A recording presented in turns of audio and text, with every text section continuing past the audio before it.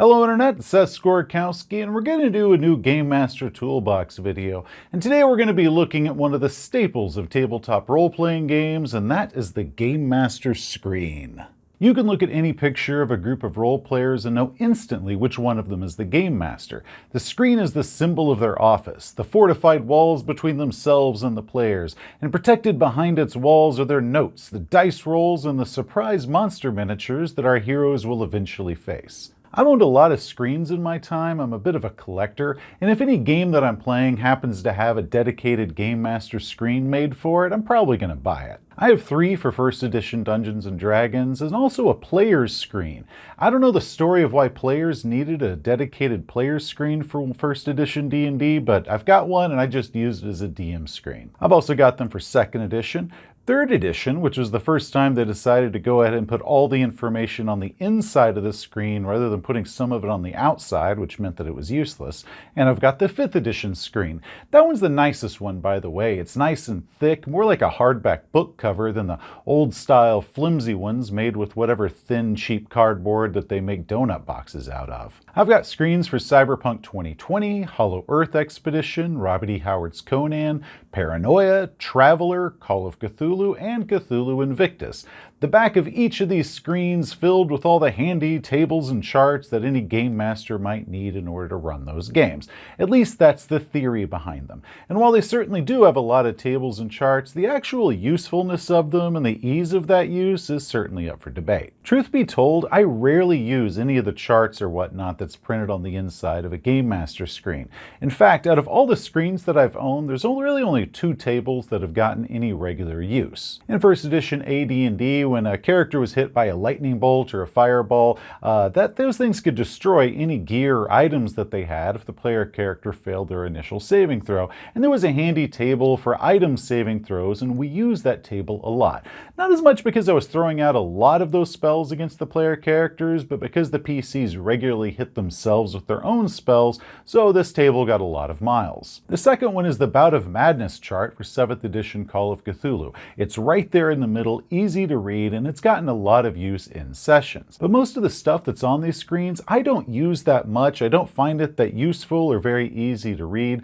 The tables on the screens usually fall into the categories of stuff that's either so basic that after the 3rd session, I no longer ever need to look at it, or it's weird random stuff that I'm never going to use, or if I do have the opportunity to use it, I'm not going to remember that it's on the screen, so I'm going to end up checking the book for it anyway. Stuff like the random NPC name generator in the D&D 5th edition screen. Or if it's a chart that's helpful and it's something that I do remember is on the screen, it's going to be a little bit difficult to read a lot of the time, either because they're in small font because they're trying to cram so much onto the screen as possible, or it's just placed at a weird position on the screen itself, so you have to kind of squint and hunker down and look at it because you're sitting above the screen and you're looking down on it, so you're kind of at an angle. And then when you lean down to look, the walls of the screen itself, as well as the GM's back to the only opening, casts a lot of shadows in there, so anything that's written inside the screen is going to be shrouded in darkness. So let's just discuss what my personal preferences are with the Game Master screen and how I use them. First, I like really wide screens. So if they're going to be the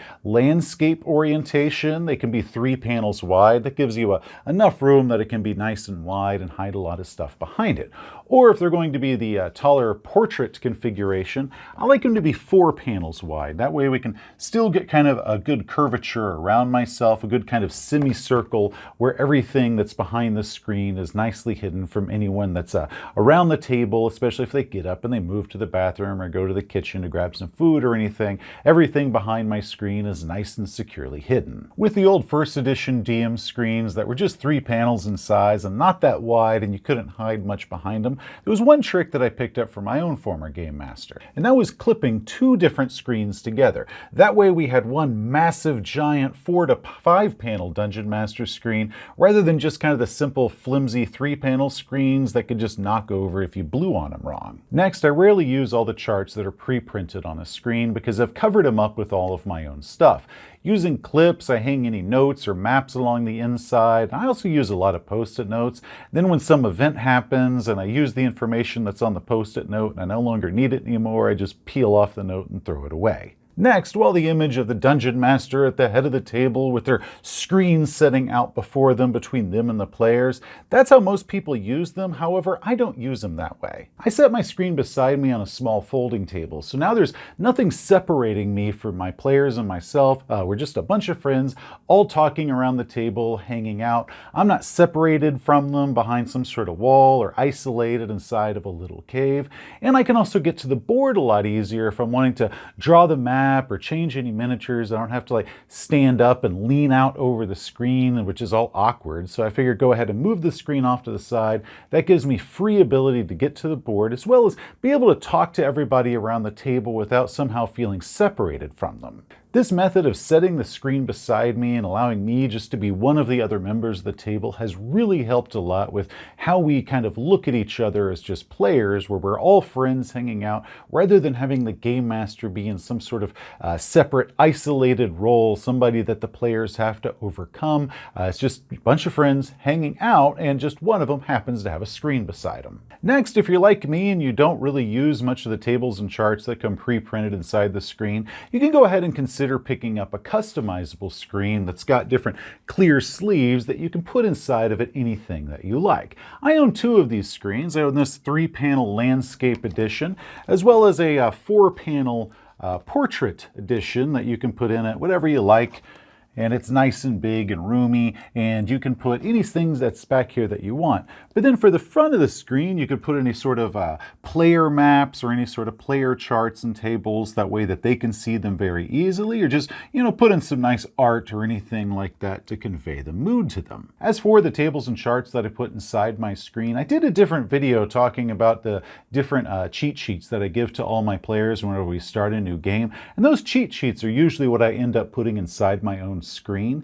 And quick tip though, when you are printing something to put inside one of these screens, because these little sleeves can get tight, I recommend that you print it up on a good sturdy cardstock rather than just plain printer paper, because the cardstock is firmer and it can slide in and out of this a lot easier, and it's just a lot less headache if you put it on something a little bit thicker than just regular old printer paper. This one's from a company called The World's Greatest Screen, and I think it's the same company that made this screen of mine.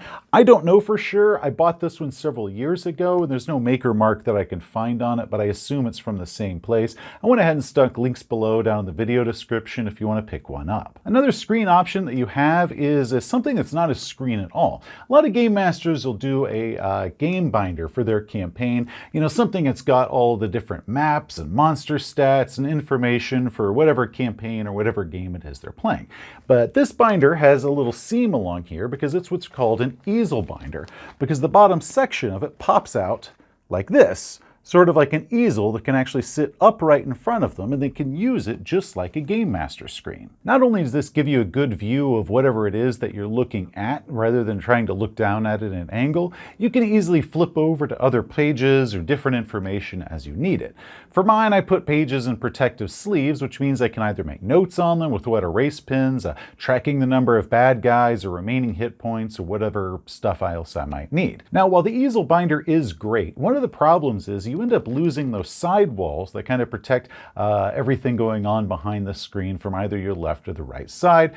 So you're not going to be able to do as much job as well as hiding your dice and hiding any miniatures that you want to pull out mid-game and surprise your players with. Though there is a small hidey spot that you can use that you can just kind of tuck in behind the pages. I have a link down below as to where you can find some easel binders. You can't find them as easily as you can just a normal binder. This one I've had for a good 15 years now. They used to use it as a training manual at a job that I used to have a long time ago, and they started discontinuing them, and somehow or another one of them ended up going home with me. And of course, there's a lot of different places out there that can make you gorgeous customized screens out of wood and different materials like that, and it really all just comes down to personal taste and what sort of budget is that you're looking at.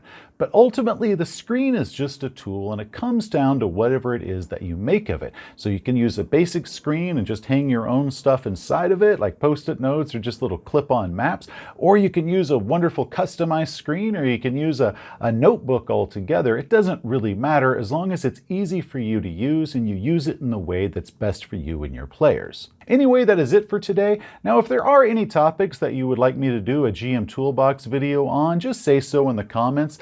This video, for example, was from a viewer request. They asked about screen tips, and my first thought was, what is it you can say about Game Master screens? I mean, they're pre-packaged and they're pretty self-explanatory. But then I started thinking about it, and I realized that, yeah, I did have a few tips and suggestions that I could offer for anyone out there that hasn't thought of any of this stuff before. So feel free to drop me a request below, and if it's something that I feel I know enough about that I could offer some tips or suggestions, I'll make a video for it.